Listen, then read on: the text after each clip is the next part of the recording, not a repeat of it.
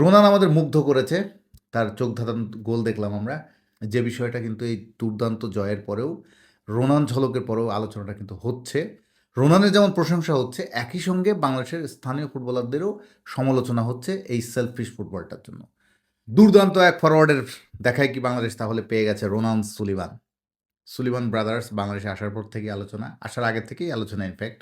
এবারে তো আন্ডার 20 সাফ রীতিমতো রোনান এলেন, দেখলেন, জয় করলেন। রোনান প্রথম বাংলাদেশের জার্সিতে খেলতে নামলেন একটা ম্যাচ, এবং সেই ম্যাচে দুর্দান্ত দুটি গোল। ম্যাচ জিতলো Bangladesh, man of the match পুরস্কারও পেলেন রোনান। মানে পুরো রোনানময় একটা ম্যাচ আমরা দেখলাম। রোনান সুলিভানের কি জাদু, কি ম্যাজিক, পিওর ক্লাস। রোনান যেন পুরাই আগুন, মানে সেভাবে কথার কথা মানে যেভাবে বলতে হয় আর কি। তো রোনান আমাদের মুগ্ধ করেছে। তার চোখ ধাঁধানো গোল দেখলাম আমরা। বিশেষ করে ৫৪ মিনিটে যে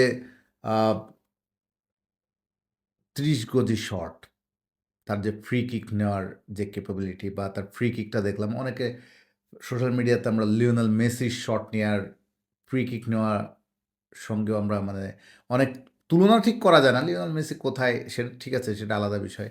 কিন্তু মানে সাদৃশ্য খুঁজে পাওয়া যেটাকে বলে আর কি। সেই সিমিলারিটি দেখে আমরা মুগ্ধ হলাম যে পার্থক্য শুধু পায়ের পায়ে পার্থক্য। লিওনেল মেসি লেফট ফুটেড, আর সেখানে রোনান রাইট ফুটেড। কিন্তু শট নেওয়ার ধরনটা আমাদের আসলে আসলে মুগ্ধ করেছে। আমাদের ভবিষ্যৎ, আমাদের যাকে নিয়ে আমরা স্বপ্ন দেখতে পারি, এরকম একটা আশায় যেন আমরা পেলাম রোনান সুলিভানের পাকিস্তানের বিপক্ষে আন্ডার 20 সাপের বাংলাদেশের প্রথম ম্যাচটা। রোনান রোনানের প্রশংসায় ভেসে যাচ্ছে সোশ্যাল মিডিয়াতে দেখছি। রোনানের প্রশংসা আসলে আর নতুন করে কি বলবো। আমরা চাই সামনের ম্যাচের জন্য তিনি আরও অসাধারণ খেলেন। ইন্ডিয়ার খুবই ইম্পর্টেন্ট ম্যাচ, পরের ম্যাচটা সেমিফাইনালে ওঠার জন্য আমাদের খুবই দরকার, এবং খুব শর্ট টুর্নামেন্ট। ফলে প্রথম ম্যাচটা জিতে যাওয়ায় বাংলাদেশ একটু একটু ভালো অবস্থানে চলে গেছে। এখন ইন্ডিয়ার সঙ্গে ড্র করতে পারলে, বা একটা ভালো ম্যাচ, ড্র কেন, আমরা জেতার স্বপ্ন দেখতে পারি। যে দলে রোনান সুলিভানের মতো প্লেয়ার আছে, সে দলে একটা ভালো ফল ইন্ডিয়ার এগেনস্টে আমরা আশা করতেই পারি, ইন্ডিয়া যতই শক্তিশালী দল হোক না কেন। তো রোনানের দুটি গোলে মানে আপনি কোনটাকে এগিয়ে রাখবেন? নিশ্চয়ই আমার কমেন্ট বক্সে একটা জরিপ হয়ে যেতে পারে। অসাধারণ ফ্রি কিক নাকি অসাধারণ হেডার? যেটি আপনাদের পছন্দ আমার কমেন্টে জানাতে পারেন। আমার কাছে দুটি গোলই, বিশেষ করে আমি অবশ্য আমার চোখে ফ্রি কিকটা এগিয়ে আমি রাখছি। কারণ ফ্রি কিকটা আসলে দুর্দান্ত। এত দূর থেকে সরাসরি গোল, কতটা পাওয়ার জেনারেট করতে হয়েছে, কতটা নিখুঁত হতে হয়েছে টার্গেটে। আ দুর্দান্ত। আবার হেডটাও আসলে ওটাও অসাধারণ ছিল। সংগ্রামের বাড়িয়ে দেওয়া ক্রসটা যেভাবে, একদম চতুর একজন ফিনিশার, একদম অসাধারণ একজন ফিনিশার হিসেবে যেভাবে আবির্ভূত হলেন, যেভাবে ফিনিশ করলেন, ফিনিশিং দিলেন। এরকম গোলদাতাই তো আমরা খুঁজছি। এইরকম গোলদাতা আমাদের বহুদিন বাংলাদেশ ফুটবলে আমরা আসলে অনেক দিন ধরে এই সংকটে আছি, ভালো গোলদাতা ন্যাশনাল টিমে বিশেষ করে। হামজা আসার পরেও আমরা ভালো গোলদাতার সংকটে ভুগেছি। হামজা তো মিডফিল্ড, ডিফেন্স এসব জায়গায় আমরা স্ট্রং হলেও স্কোরার সেই জায়গাটা আমাদের এখনও ঘাটতি রয়ে গেছে। সো রোনান সুলিমানের মতো খেলোয়াড়রা যখন এখন এজ লেভেলে যুক্ত হচ্ছে, এইটা আমাদেরকে আশাবাদী করে তুলছে। আ আমরা সাফ আন্ডার 20 পাকিস্তান, যদিও পাকিস্তানের চেয়ে শক্তিমত্তায় বাংলাদেশ এগিয়েই ছিল, এবং ম্যাচের শুরু থেকেই বাংলাদেশ প্রেশারে রেখেছিল, এবং রোনান হচ্ছে পুরো ঝলকটা দেখালো। কিন্তু এখানে যে বিষয়টা কিন্তু এই দুর্দান্ত জয়ের পরেও, রোনান ঝলকের পরেও আলোচনাটা কিন্তু হচ্ছে, সেটি হচ্ছে বাংলাদেশের স্থানীয়, আমাদের যারা স্থানীয় ফুটবলার, তাদের স্বার্থপর ফুটবল। এই স্বার্থপর ফুটবলটা খুব দৃষ্টিগত ছিল, খুব চোখে লেগেছে। এটা নিয়ে আসলে অনেক, রোনানের যেমন প্রশংসা হচ্ছে, একই সঙ্গে বাংলাদেশের স্থানীয় ফুটবলারদেরও সমালোচনা হচ্ছে এই সেলফিশ ফুটবলটার জন্য। আপনি আপনি দেখুন, মানে রোনান কিন্তু সেকেন্ড হাফে তার ঝলকটা দেখিয়েছে। ফার্স্ট হাফে কিন্তু রোনান আরও সুযোগ পেতে পারত। যদি পারফেক্টলি তার সঙ্গে, তাকে যদি উদার মনে তাকে সহযোগিতা করত তার টিমমেটরা, বিশেষ করে দুজনের কথা বারবার আসছে আক্রমণভাগে, ফয়সাল এবং মুর্শেদ। এই দুজনেরই কাঠগড়ায় তোলা হচ্ছে। তারা যে ধরনের সেলফিশ অ্যাটেম্প নিয়েছে, সেখানে রোনানকে যদি তারা সহযোগিতা করতো বা তার দিকে বল বাড়িয়ে দিত, রোনান ইজিলি আমার মনে হয় আজকে 4 গোল দিতে পারতো। 4 গোল, এক হালি গোল দিতে পারতো একাই। কিন্তু কেন যেন আমাদের স্থানীয় ফুটবলারদের মধ্যে এই মেন্টালিটিটা খুব বেড়ে ওঠে। মানে এরা আমাদের বাংলাদেশের পরিবেশটা, বা একজন ফুটবলারের গড়ে ওঠা, বেড়ে ওঠা, হয়তো প্রভাবিত করে কিনা জানি না, তাদেরকে তাদের মনস্তত্ত্বটা হয়তো এইভাবেই গড়ে তোলে কিনা এই স্বার্থপর ফুটবলের, যে যখন আপনি অ্যাটেম্প নিচ্ছেন, আমি জাস্ট একটা উদাহরণ দিই। 43 মিনিটে যখন ফয়সাল বল পেল একদম ডি বক্সের সামনে, সামনে পাকিস্তানের একটা ডিফেন্ডার, আর তার পাকিস্তানি ডিফেন্ডারের পিছনে হচ্ছে গোলকিপার।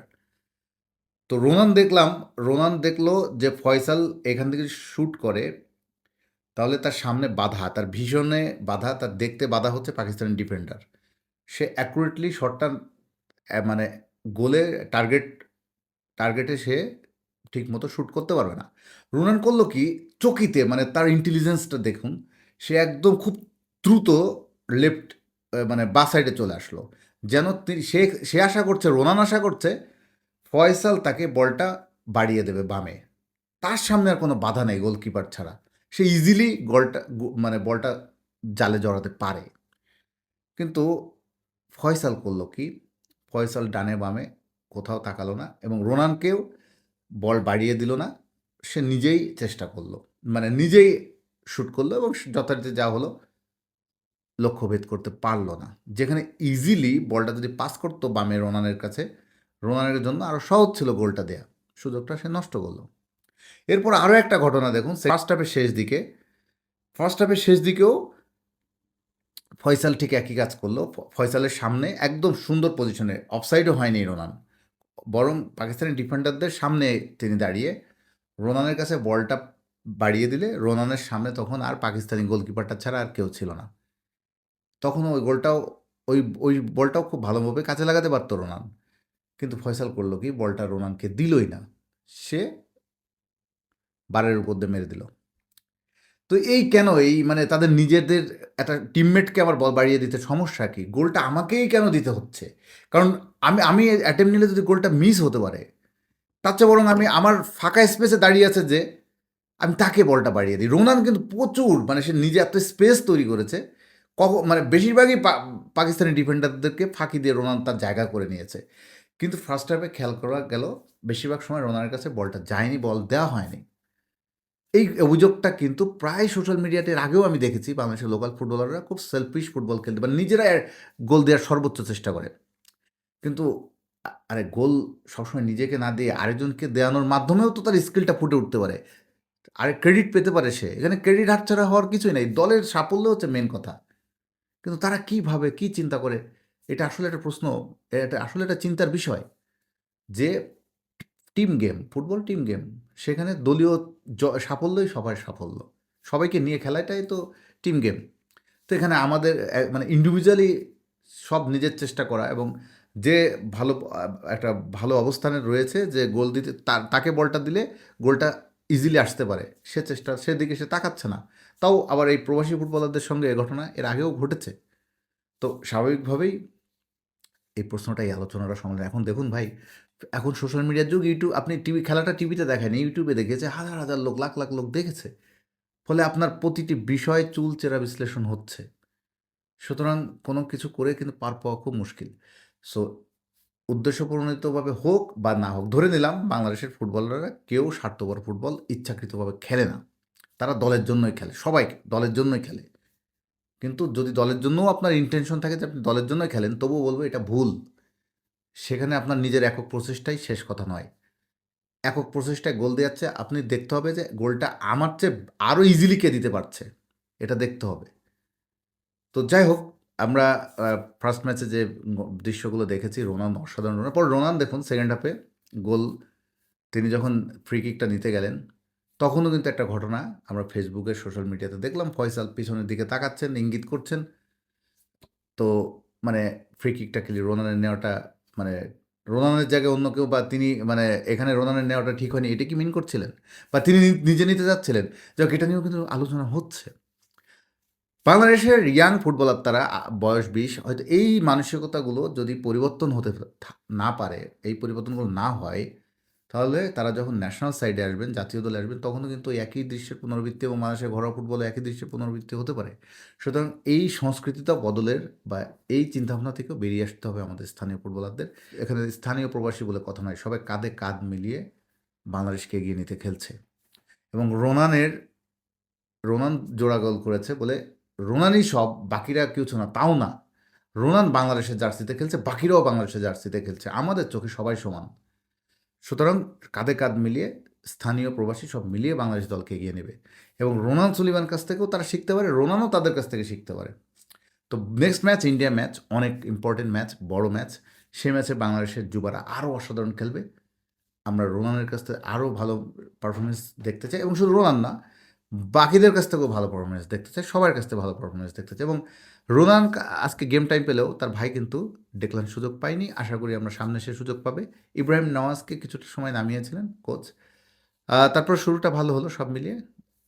সাব আন্ডার-20 এবার বাংলাদেশ ভালো কিছু ফল বয়ে নিয়ে আসবে এবং রোনান যেহেতু গোল দিয়েছে, স্বাভাবিকভাবে তাকে ইন্ডিয়া খুব স্পেশালি মার্ক করবে, টার্গেট করবে। তো সেদিক থেকে নিশ্চয়ই রোনান নিজেকে আরও নতুনভাবে ওই বাধার মুখেও আরও ভালো খেলবে। এটাই তো চ্যাম্পিয়ন খেলোয়াড়দের পরিচয়। তো সব মিলে প্রথম ম্যাচে রোনান আমাদের মুগ্ধ করেছে। একই সঙ্গে কিছু অন্য একটি বিষয় উঠে এসেছে, সেটাও বললাম। নেক্সট ম্যাচটা ভালো কিছুর আশায়।